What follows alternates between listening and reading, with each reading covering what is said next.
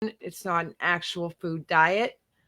But today we're going to get more in depth and actually wrap up our discussion on sensory diet. We are on week 4. I am so excited that we got through this month. And I can't wait to discuss more with you. But first, I want to watch a quick video from our sponsor, Lackey Kid. Is going to be demonstrating our exercise stability ball. So you just kind of push it down. It's not super stable, right? You still have to work pretty hard to keep yourself upright, right? Do you have to pay attention to keeping yourself straight and sitting right? Now, show me what you would do if you really got the wiggles. You want to bounce on it? Yeah, you can rock it side to side, bounce up and down. Okay, and if you know me, you know we love proprioception. So he is getting input into those joints and those ligaments. It's pretty much a trampoline.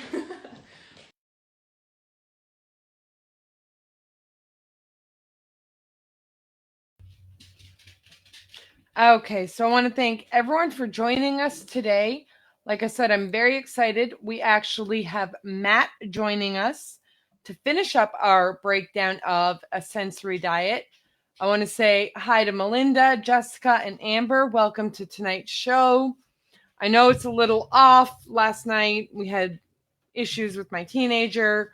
So thankfully, Matt has offered to join us tonight. Matt, thank you for joining us. Okay. So, Matt, first I want to jump into what the big 3 are. The big 3. I like to call them the big 3.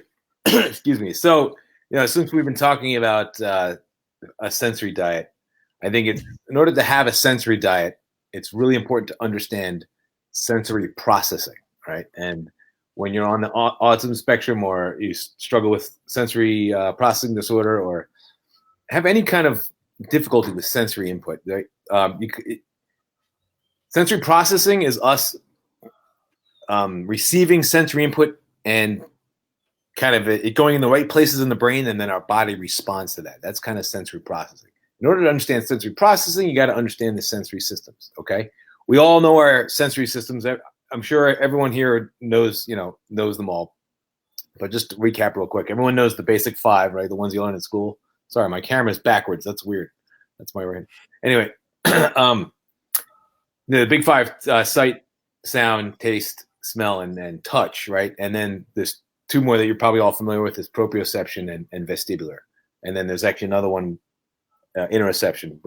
So the big 3, I like to call them the big 3 because on it's Taylor and Trott, I believe they were these doctors and OTs. Oh my goodness, I can't remember what they were. They created this visual of the this visual pyramid of the central nervous system, and they put the sensory systems at the bottom, and at the very bottom ring. You can Google this. I wanted to have a picture. I apologize, but you can Google it. It's called Taylor and Trott. You can Google sensory pyramid, and it'll pop right up. You've probably seen it before. But on the very bottom is your sensory systems, and above that is sensory motor, and then perception, and the very top is kind of higher cognitive thought, meaning all these other things need to be in a play in order to have attention and behavior and have higher cognitive thinking. So going back. So at the very bottom is the sensory systems, and at the very bottom of the sensory systems are the big 3. That's why I call them the big 3, because they're at the bottom. So tactile, proprioception, and vestibular. Those are kind of they're very powerful senses. Excuse me. So talking about the reasons, they're kind of the first to develop when in utero, and everything kind of evolves around them. They're kind of the physical input. So if you think of the senses, we think of vision, sound, smell, taste. They're not really in the sense of physical. You're not really like it's different. Whereas tactile is light touch and deep pressure. Proprioception is the feeling I get from my muscles, and the vestibular is kind of the movement of my head against gravity. So they're kind of like more of a quote unquote feeling senses, and they're very powerful. Excuse me. Did you want me to elaborate on those and go into each one a little bit? Okay. Well, if you want to break down each one just a little bit for us. Sure. So Tactile is light touch and kind of deep pressure. So think of like outside in. So when if someone touches my arm or I feel something light touch run across my skin, that's the tactile sense. The same way as if someone's pressing on me or I'm getting squishes, or even if I'm running into stuff, I'm getting that tactile input. Boom, boom. This one is really, I actually underrated this one for a long time. I was not aware of the importance of this. And so that's the sense. Difficulties with tactile sense, you might see kids that don't like to get messy or like touch things with their hands. That'd be kind of the more avoiders. They don't. Feeding can be a big difficulty because your mouth is super sensitive. So different textures in the mouth might feel really weird. So they just don't like to eat maybe crunchy food or soft food or different kinds of textures might be really sensitive to. So that might be a tactile issue. Kind of the maybe they have a low registration where they don't have that tactile sense really developed really well. So they might walk around with very messy and they might not even realize it. Or they have, kind of the high registration where they feel it all over maybe their shirt's hyper aware of their shirt. It doesn't necessarily mean it bothers them, but they're just hyper aware of it. Kind of like my son's very hyper aware of auditory. He's like, what's that? What's that? It doesn't necessarily bother him, but he's super hyper aware. And then seekers, these are the kids that are taking their clothes off and laying in the Lego bucket or getting messy. Funny you say that. I actually have a picture of Riley at about 16 months old where there's a big toy bin because we had 2 babies at the time. My sister-in-law had one 3 months before I had Riley. And the bin of baby toys, you see this baby doll. But really, it's Riley, and she has all the toys piled on top of her. Yeah, but the minute that deep pressure. The deep pressure. But the minute you gave her anything that got on her hands, oh, the screaming. Yeah, so it's a difference. The stuff on my hand is light touch, whereas the other stuff is deep pressure, and that it's going to feel different. Generally, light touch can be very alerting. If you think of the kids that are getting messy and you get frazzled, or think of like a spider running across your neck, or it's not just the light touch, but it's unexpected as well. It can just be my alert level's up. Whereas deep pressures can be very calming. Now it's not always the case. My son Willie, he does not like sustained pressure on him. He can't stand it, but he'll play in the sand all day. That is really calming for him. I always thought he was kind of a proprioception kid where he loved heavy work, and it's not the case. He likes the deep pressure, and excuse me, no, it's not deeper. He likes the light tactile touch. He likes to play in the sand. He's very calm. He likes to play with slime, and these things are calming to him. So I found that out. It took me a while to figure that out because I'm a therapist to every kid except my own kids. So I can't figure my own kids out. And another thing that was a big indicator was he was drawing all over himself. And my wife and I like, he's just looking for attention, but he was looking for input, and it's, we have many pictures of him with like a mustache he drove on himself, or I got makeup, Mom. He's got, so he's covering himself in marker because it calms him. It helped him kind of get back in touch and ground him. But that actually makes a lot of sense. I never until now thought of that. Riley used to draw on herself, and I'm like, what are you doing besides making a mess? Yeah, they're making a mess, and they're trying to organize themselves. And she loves nail polish. I find just that light touch of that nail polish on her nails really soothes her. The whole Warburger. I always mess the name up. The brush protocol. I can never remember the name. I say Wahlburger, but that's Mark Wahlberg. Wahlberg. The one with the brush. I can't remember the name. That's that light touch where it's a slightly different take on it, but it's you're giving that light touch and that one's very specific. You got to do so many brushes and it's got to be down and there's a time period for that. Anyway, so that's tactile is light touch and deep pressure, and difficulties can look like things like that. where I used to get confused is when my kid was running into the wall, and I was like, oh, he's seeking proprioception. It wasn't the case. He was seeking tactile input. Now, it's kind of similar because prop is kind of the inside out. I'm using my muscles to pick things up and move things. I feel the stretch of my tendons and my excuse me, I'm sorry, tendons and my ligaments, and those are my, you think of heavy work. When I pick something heavy up, that's proprioception. And if I'm running into something, I guess I am also feeling it in my muscles, but it's you don't need to know specifically, but it is kind of good to kind of separate them. Okay, because I made the mistake of thinking my son was seeking proprioception, when in reality it ended up. I think I'm never sure, but I think he's looking for more tactile input, and that changed the way I worked with him. So, and that's one of the key points is you have to know which one they're seeking to adequately give them the diet. Like you said, your youngest, he can't do the sustained deep pressure. So you don't want to give a child who can't handle the deep pressure, sustained deep pressure, because you think that's what he wants, when in all honesty, it probably weirds him out or makes him upset. Yeah. And there's two ways to kind of tell. Is number one, they'll tell you. And if they say stop, that's a good, let's say you're doing an activity. Let's say you're doing a sensory diet with your kid and you're giving him deep pressure, and they're saying stop, and your mind's going, but this is good for you. Stop, because then you're putting the kid in fight or flight, and it's counterproductive. So that, they'll tell you right away. Number two is, watch for signs for if maybe they don't tell you. Maybe, they're just that kind of kid. They're just non-confrontational maybe, or they just don't have the language yet.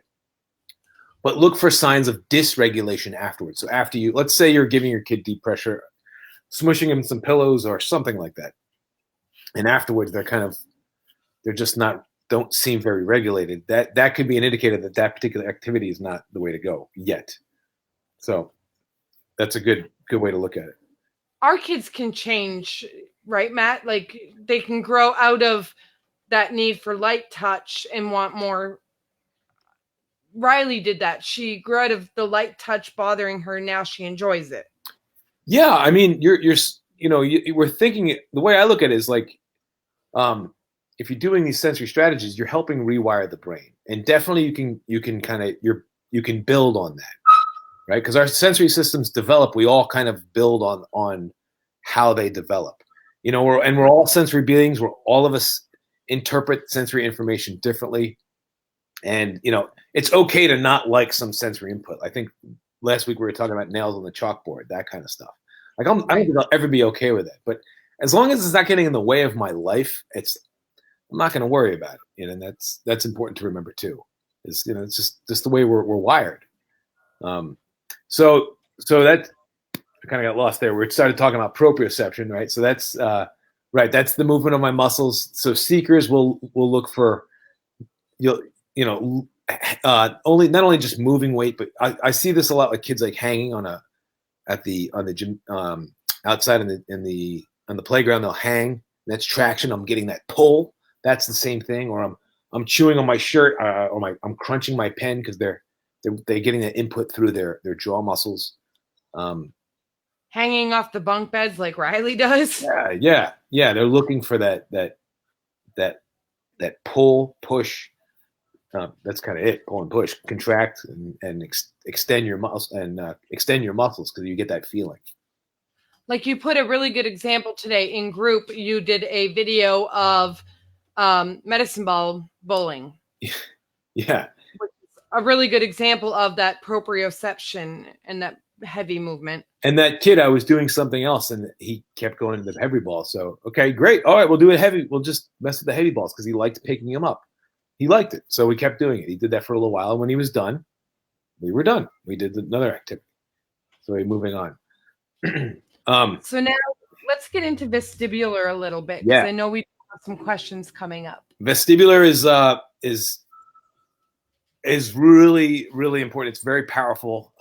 It's the movement of my head, and I feel the push and pull of acceleration and deceleration. Basically, it's balance, right? So it's the vestibular system has to do with the semicircular canals in your ear, and it's linked to hearing as well, but it has to do with the movement of your head. So if there's a difficulty with your vestibular vestibular system. So if you think about it, right, when we're walking or we're navigating our way through our day, our vestibular system is being used all the time. And we incorporate all these systems, the vestibular system, our visual system, our proprioception, our tactile, to get, let's just say you're walking down the hallway, or a kid and you're walking down the hallway.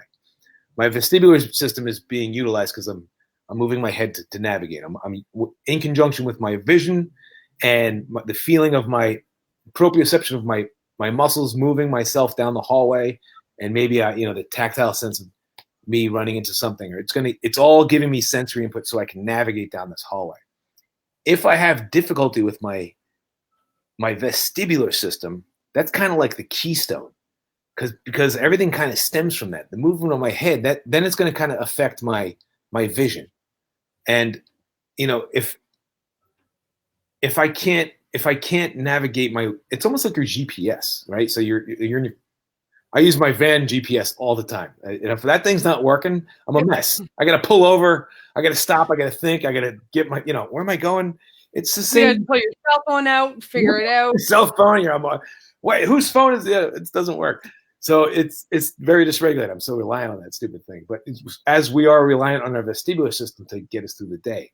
So that can look a lot of different ways. So kids that are uncomfortable with it, or the vestibular system isn't wired the way, wired the best, they might not like the bumpy bus ride, or they might not like the car ride, or if I'm tracking a teacher around a room, or I have to look up and down the board, that's my vestibular system being activated, and that can be very dizzying. And so I can't do this anymore. Maybe it's not a visual thing. It's maybe vestibular, or maybe it's both. So then what do I do? I stop doing this activity. I stop paying attention because it's too much. So that could be it. We actually have one student in our class where the teacher has to keep things in a certain level on the board because they can't handle moving up and down and side to side. Then that's great. I think I feel like being aware of this alone is helpful, because a lot of times it'd be like a behavior. You might use a behavior strategy to help that kid, when in actuality it's not a choice. I'm not choosing to feel uncomfortable when my head moves. It's not something I can necessarily learn. I just have to. My body has to get wired through the nervous system growing, and I think going to a therapist and doing sensory integration therapies, I think that's the best, and to get the be most effective as well. And like I always tell parents, if you have any concerns about this and your child sees an occupational therapist, bring it up. Matt, you're going to agree that communication between the parent and the person working with the child is key to making sure that everything goes smoothly, both at therapy, at home, and at school. Yeah, and and it's hard sometimes.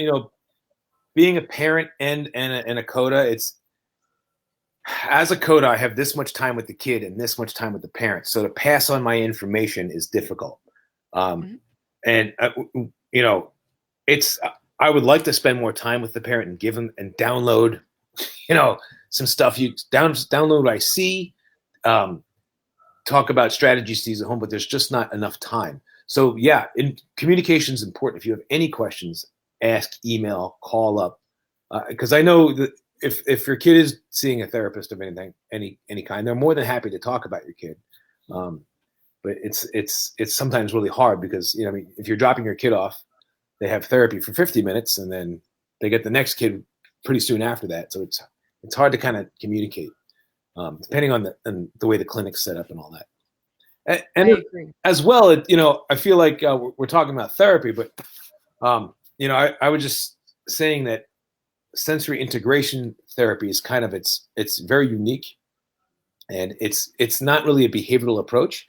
OTs are generally the ones that are trained in sensory, but it doesn't mean all OTs are trained to do sensory, or trained in sensory. So I mean, it's worth asking as well, and it doesn't have to be an OT or a CODA to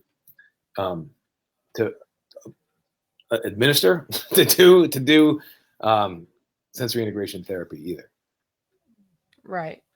Now, I want to jump, Matt, because we're running out of time. I'm going to jump into these questions real quick. Shay asks, can your kid be seeking sensory as well as avoiding at the same time? Yeah. I mean, yes, absolutely. You can change from day to day. It's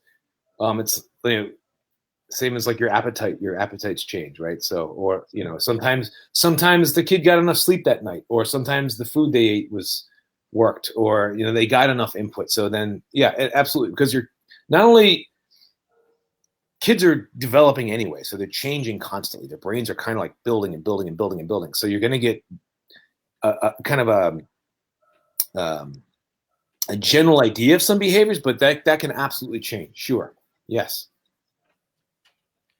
And for some kids, including Riley, we have certain things she's a seeker and certain things she's an avoider. Loud sounds she avoids, but that deep pressure she seeks. So it could be different sensory systems they seek and others they avoid. Now let's go on to Jessica. That's definitely my son. He hates anything on his hands or anywhere on him at all. That is very common, like Matt said earlier. It's that light touch that bothers them. And sometimes it can be a visual thing. Like my son is okay with getting muddy, but the minute he sees it, he's got to go wash his hands. I'm like, it doesn't make any sense. But it's the visual. It's the visual. He's not comfortable with that. And that was Riley for a long time. She was okay as long as she didn't see it. But once you see something, then it's all over. Sorry, I'm chugging my coffee. So Melissa says, Keith loves to be in only his diaper, and Avery loves to sit on the toy box with all his hard toys on the top so he can lay on them. And that's, again, one seeking that light touch and one seeking that more heavy. Would you not agree, Matt? Yeah, sitting in a diaper, sometimes the diaper feels different than underwear because underwear is maybe light. So diapers it could be kind of squeezing them. And definitely sitting on your toys and laying on your toys, it's kind of poking you in the skin and stuff like that. It can feel good to him. Absolutely. I've seen kids that, will they just go in their diaper still, and they're, 4 or 5 years old. And a lot of times that can be, what happens when I'm pooping in my diaper. I'm getting a lot of, if I can feel down there, there's more, I can feel it. And can be organizing. That could be it. So, if that's a common behavior, maybe building a sensory diet where they're getting lots of tactile input throughout the day and, deep pressure, and kind of see what works. And I just want to add to this. Melissa just posted a new comment, but it goes along with this. He's not potty trained. He just hates his clothes. But like Matt just said, Melissa, it could be the fact that the feeling of his diaper being full gives him that input. And that's why he's not. I've seen kids that aren't ready to potty train because that sensory input that they're receiving. Now we have, can they have different sensory issues in different places, like at school versus at home? Yeah, sure. I mean, every environment offers its own sensory input, right? So schools can be loud. Well, they can be loud, visually overstimulating. Home, it can be different. Also, behavior. Again, I was going to go back to my son again. So, he's been doing fairly well at school, but when he comes home, it's meltdown city because he's cognitively overriding. He's the behavior strategies he's at home. He doesn't like the consequences for his maladaptive behavior. So he's learned to kind of control it, right? He's controlling the hitting more. He's controlling the impulsiveness more. But when he comes home, he's just blah because he's been trying so hard all day. So I'll two things happen. Like one, he just meltdown after meltdown. I'm like, all right, we need to go. Just no more input. We're done. And then the second one is he'll be really sleepy and just tired because he's been trying so hard all day, and sometimes both. So yeah, I mean, yeah, you can have different. Sorry, you can have different. Different sensory needs at home versus school. Yeah, I mean, probably the same sensory need. It just looks different. The behaviors are different. Um, yeah, I guess I have to think about that. Let me think about that, and I'll get back to you. Yeah. Now, I want to get to Melinda. I actually want to say Melinda and I were speaking earlier this week, and she thought it was so neat last week when we were talking about that bare feet jumping on the trampoline that her son has to do after school every day. She never actually thought of it as his way of regulating once he got home. So her question today is, my son runs into the walls or his brother on purpose. I think it's attention seeking, but perhaps it is something else. This is really making her look differently at the situation. And I'm so excited to say that Melinda has really taken all of these discussions we've had this week about sensory diet or a sensory plan, and she's actually looked at her children extremely differently. We've talked about it extensively, that her kids, now she, every time they do something, she stops and thinks, is that sensory seeking behavior? Is that something that calms him? Yeah, I think it's always important to look at why. I always go to the camp. All kids want to do well. They want your approval, and they want to meet your demands because you're the best. You're their parents, or you're their caretakers, or whoever. They're kids. They look. It's not generally a choice. I believe. When we say they're choosing to seek behavior, it's well. And again, it could be, there could be an emotional connection to that. I know my oldest son will gravitate towards my youngest son and bother him, and I kind of look at the antecedent like, wow, I haven't paid any attention to my oldest son in like an hour. So maybe that's his way of looking for. So I guess in that sense, so it's not really a choice. It's not like, I'm going to go bug my brother. It's just like impulsiveness.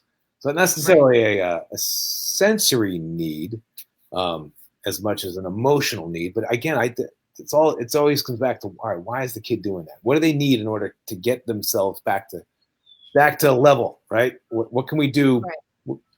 Less cognition, less behavioral strategy, and more, okay, what can we do in the environment? What can I do with some input? Maybe it's just, hey, how you doing? Exactly. Now we have one more question, guys, and then unfortunately, Matt and I have to go. I have a baby I'm babysitting that my husband is watching right now, and Matt's got his boys getting off the bus. So we are going to take Beth's question. My son presses on his eyes. Any suggestions on something for that input? Well, I mean, if he's probably digging in like that. I do it almost on an hourly basis. I mean, if it's not hurting him or anything, it's maybe not something to worry about. But if it is, you are worried about it, then yeah. So why is he pushing his eyeballs back into his head? So I mean, I get a lot of yeah. Why would you do that? I mean, it feels. I know personally, I do it when I get a migraine because it takes the pressure off. Yeah. I mean, I think there's more than just like sensory input than the eyeball thing. But again, that's something I have to think about. My first go-to is just giving some more. That's proprioception, right? That's tactile. I'm feeling that outside in pressure. So maybe some deep pressure more throughout the day, and see if that helps. We have more information on this situation. She's scared that his eyes are going to pop out. Oh. He has macular scars. Oh, okay. Well, that's good to know. So yeah, I would try some. Well, first go to a doctor and see if there's anything else going on. Always and get the eye doctor to check with the pressure, blowing the pressure on the eyes. Oh, is that eye surgery? Yes. Okay. Well, any advice your doctor gives you on that, follow that, and then I would try some deep pressure throughout the day to see if that helps. And then I would look at antecedents. What is going on before he does that? Is it a nervous thing? Is it a tired thing? Kind of start piecing the puzzle together. Yeah, is he happy? Yeah. And if you start noticing a trend, like, okay, so he pushed his eyes in after day at school, or after I gave him something to do he didn't want to do, stuff like that. That could be an anxious thing, and it could be kind of a stimming thing. A sensory diet. Yeah, great. Yeah. If she's mentioned, Beth, she's mentioned a sensory diet. So I would really look into, let's build a good sensory diet. You and I can talk more and maybe see, based on his exact needs, what's better for him. And he does do it all the time, Matt. So I think let's see if a sensory diet helps. Yeah, and again, it's starting out finding out what his sensory needs are. So if you have an OT, or someone working with your son or daughter, ask if they haven't already. See if they can get a sensory profile or a sensory processing measure, or something called a SIPT. SIPT is another sensory that's a bit more in depth. Beth, personal message me, Jenn Eggert, or you can post in group. I'll get into all of that in ways to contact me in a second. Now, unfortunately, Matt, we are at the end of our show. I know you got to get ready in a minute to get the boys. So I want to thank everyone for joining us today. Remember, if you want to join us to get live updates, you just have to put 5 here where we're having our group chat right now. So go ahead and do that. And I want to remind you, we have a parent support group. We have a sensory deals group where you can get different deals. Like this week, the deal was our fidget bands, which I love. They give so much different forms of input. And I've actually found that I like them if I put them higher up on the chair and I bounce my calves against them. It's different, but it's how I got through 2 hours of work last night. So maybe that could be something you try with the eyes. Put it around his head. See if it gets that. Oh, get that squeeze around this area, maybe. Like this? Yeah. Whereas a headband, there you go. I don't know if it, or you could go the other way as well. Or a sweatband if you can't get one of these and you have a sweatband handy, that may help. Yeah, looking for other ways to get that deep pressure to the face, or like Lycra push his face, or a microbead pillow where he's pushing his face in, stuff like that.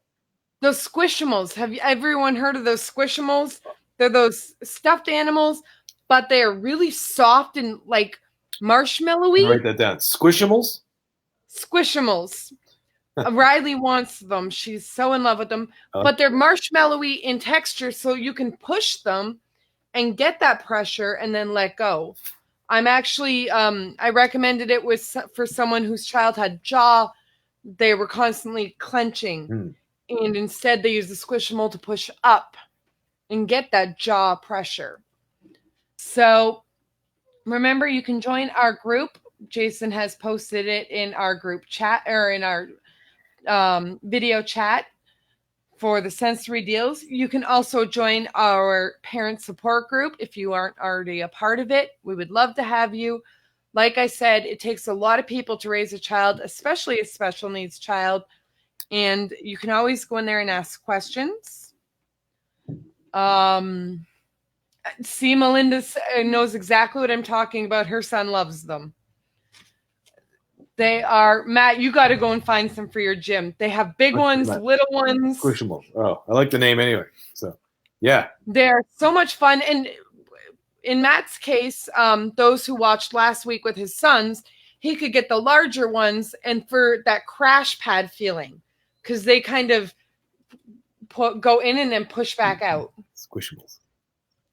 So I want to thank all of you for joining us. Remember to check our sensory deals group.